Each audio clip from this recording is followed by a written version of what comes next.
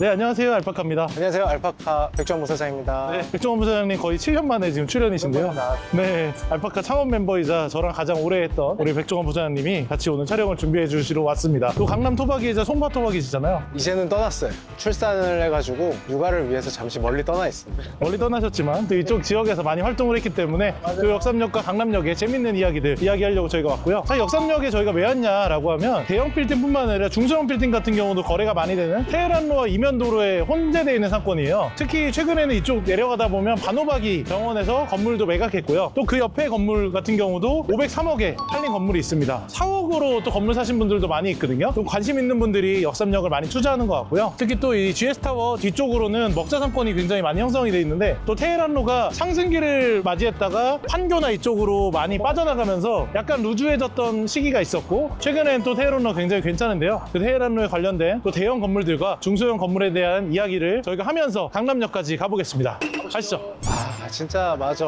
많이 죽었다가 다시 좋아진 것 같아요. 보면은. 한 7, 8년 전만 해도 테헤란로 약간 상권 많이 죽었고 요즘 누가 테헤란로 가냐 다 판교 간다 뭐 이런 약간 유행이 불었었잖아요. 그러다가 압구정 신사 다 넘어갔다가 이제 압구정 신사가 말라버렸어. 오히려 판교 쪽에 또 가격이 많이 올라가니까 테헤란로 가성비가 좋아진 맞아요. 그 얘기 많이 들었어요. 야, 이 돈 줄 바에는 차라리 테헤란로를 가지. 막 분당 보시는 분들 그런 얘기 많이 하시긴 하더라고요. 그래서 오히려 신축에다가 좀 가성비 좋아서 판교로 갔다가 가격이 올라가면서 다시 테헤란으로 복귀한 느낌이고요. 왼쪽에 보면 강남 파이낸스 센터입니다. 여러분 가장 대표적인 건물인데 여기는 구글도 있고 그다음 서울대에서 검진센터도 운영합니다. 그래서 지금 열심히 활동하고 계시는 그 터보832님의 이제 사모님께서 여기 서울대병원에서 검진을 하시다가 지금 합정으로 가셨는데요. 그 정도로 뭐 가장 대표적인 검진센터 중에 하나인 서울대 검진센터도 있고 또 이제 구글, 사실 여기 구글하고 제가 같이 잠깐 일하는 시기가 있어가지고 주말마다 이쪽 파이낸스 센터를 많이 이용을 했었는데 되게 좀 오래된 건물이긴 한데 실제로 내부를 가보면 되게 깔끔하게 잘 되어 있습니다. 확실히 뭐 테헤란로 흔들린다, 이면도로 상권이 어떻게 된다라는 이야기를 많이 했는데 최근에는 그래도 좀 많이 다시 살아난 느낌이라고 생각할 수 있고 또 테헤란로가 뭐 그냥 제가 생각할 때 그냥 전통의 강호, 거래도 많이 되잖아요. 돌고 도는 것 같아. 약간 주춤한다고 해서 그게 망할 일은 절대 없는 길이다. 이런 게 좀 입증돼 있으니까 잠깐 안 좋다 하더라도 5년 안 넘어가더라고요. 보면은 5년 안에 사이클이 도는 것 같아요. 건너편에 저희가 아크플레이스가 있는데 저게 2024년에 거래가 됐어요. 테헤란로 같은 경우 연면적 가격으로 따지는데 연면적 평당 4,100만 원. 요새 시세가 한 4,500이었는데 테헤란로 꺾일 때까지만 해도 연면적당 시세가 2,000만 원대도 있었어요. 다시 부활해서 지금 4,000만 원대를 회복했고요. 저게 이제 거래가가 7,916억인가? 엄청난 금액에 거래가 됐습니다. 저기 안에는 오피스가 페이스북 코리아가 있어요. 코람코에서 매입을 해가지고 코람코 같은 경우가 테헤란로뿐만 아니라 이런 대형 오피스들을 굉장히 많이 사거든요. 서초에도 마제스타 타워 1,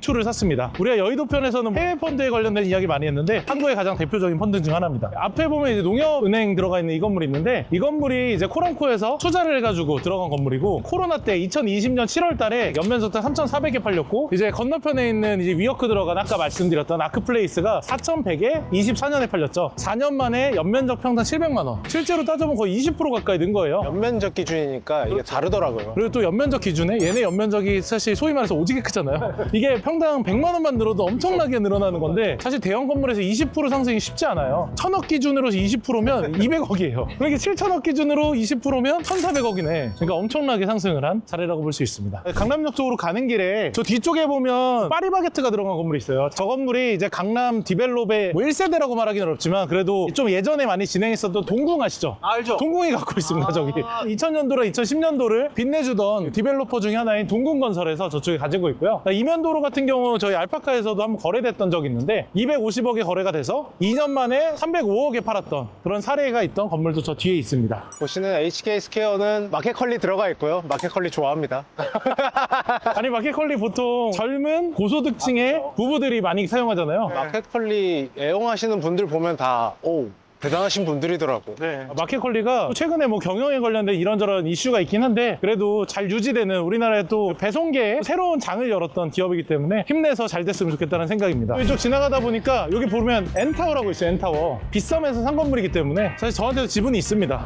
빗썸은 참 네, 빗썸이 여기뿐만 아니라 삼성동에도 많이 매입을 했고요. 그래서 부동산 투자에도 빗썸, 업비트 이런 코인 업체들도 굉장히 많이 하고 있습니다. 원래 빗썸이 한창 이제 부동산 투자를 하려고 고민을 하다가 아까 우리가 봤던 코레이트 S타워를 원래 사려고 했었거든요. 근데 코람코한테 밀려가지고 N타워를 사게 된 겁니다. 이게 보면 빗썸이라는 곳이 코인을 하는 회사인데 네. 그런 회사가 저런 굵직한 부동산을 샀다는 것 자체가 다른 것 같아요. 코인으로 벌 수 있는 수익이 훨씬 많을 텐데도 불구하고 상징적인 부동산을 샀다. 그런 거에 대해서 좀 입증되지 않았나 확실히 테헤란로는. 또 재밌는 것 중에 하나 여기입니다. DA. 지금 우리나라에서 가장 잘 나가는 성형외과 하면 DA예요. 지금 이 건물 같은 경우는 DA 대표 원장님이 개인 명의로 샀고요. 300억에 샀습니다. 리모델링을 멋지게 해가지고 2018년에 300억에 샀는데 지금 가치로는 거의 1000억 가까이 되지 않을까. 그 당시에 또 한창 살 때잖아요. 2018년. 18년이면 테헤란로 매물 많았어요. 그때 당시에 어떤 일이 있었냐면 워낙 임대가 잘 안 나가니까 테헤란로에 공실률이 너무 높으니까 12개월 중에서 그 렌트풀을 4개월을 줬어요. 어떻게 보면 임대료 거의 30% 정도 깎아준 거거든요. 그 정도로 사실 테헤란로가 되게 어려움을 겪었던 시절인데 그때 성형외과가 들어온다라는 것 자체가 되게 넌센스한 상황이었는데 그 다음에 이것뿐만 아니라 DA가 강남에 있는 부동산 투자에 굉장히 핵심 병원 중에 하나가 됐습니다. 병원으로도 굉장히 수익이 높지만 부동산 투자로도 DA가 엄청난 수익을 내고 있어서 좀 멋진 모습들을 보여주고 있다고 생각을 합니다. 원장님들이 둘 중에 하나만 잘하시는데 둘 다 잘하셨네요.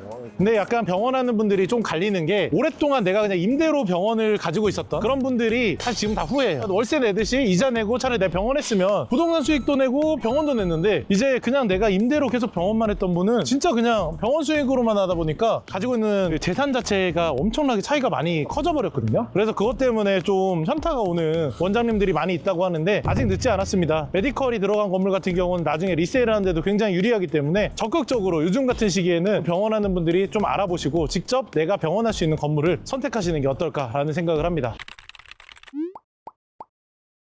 아니 사실 요즘에 이제 강남역 망했다, 강남역 공실 많다 이런 이야기들이 많잖아요. 근데 실제로 이런 대형 오피스들은 공실률이 굉장히 낮아요. 그리고 뭐 그냥 객관적 데이터로 뭐 지하철 승하차 인구, 그 다음에 매출 이런 걸로 따져보면 다른 지역 어디를 갖다 놔더라도 가장 압도적으로 많은 지역 중에 하나거든요. 이게 데이터를 보기 전까지는 저희가 느끼는 바는 강남역 예전 같지 않다 많이 느끼긴 했는데 아직 데이터는 굳건하네요. 사실 예전 같지 않긴 해요. 왜냐하면 강남역 그러니까 오프라인 시장이 사실 조금 흔들린다라는 건 좀 느껴지는 게 강남역에 이제 안테나 샵들이 지금 공실들이 많잖아요. 근데 거기 이제 사람들이 간혹 그런 경우들이 있어요. 아 저기 1층 공실이면 건물주 어떻게 하냐, 이자 어떻게 하냐라고 하는데 강남역은 손바뀜이 없다 보니까 사실 대출 포지션이 적거든요. 강남역에 있는 분들이 우리가 걱정할 정도의 레벨이 아니잖아요. 댓글에 보면 가끔 있어. 근데 강남역은 사실 영끌에서 사는 사람이 없기 때문에 그런 걱정을 하는 거는 좀 기우에 가깝다. 아무래도 근데 그렇게 보여지는 공실이 많으니까 일반적인 사람들 입장에서는 강남역이 망했다라고 표현을 많이 한 것 같아요. 네, 이쪽에 보니까 알스케어에서 건물 시공하는 현장들이 있는데 요즘에 이제 약간 저는 부동산 기업에서 어떻게 보면 우리가 점점 성장할 수 있는 여러 가지 방법 중에 하나가 이런 건축 관련된 거잖아요. 그래서 알스케어가 원래 뭐 자체가 이제 스타트업 형상이 돼 있는 임대를 전문으로 하고 있는 부동산인데 여기도 이제 이런 식으로 개발을 하는 거 보니까 좀 새롭기도 합니다. 네, 이쪽 보니까 FNF가 건물을 또 되게 멋지게 지어놨습니다.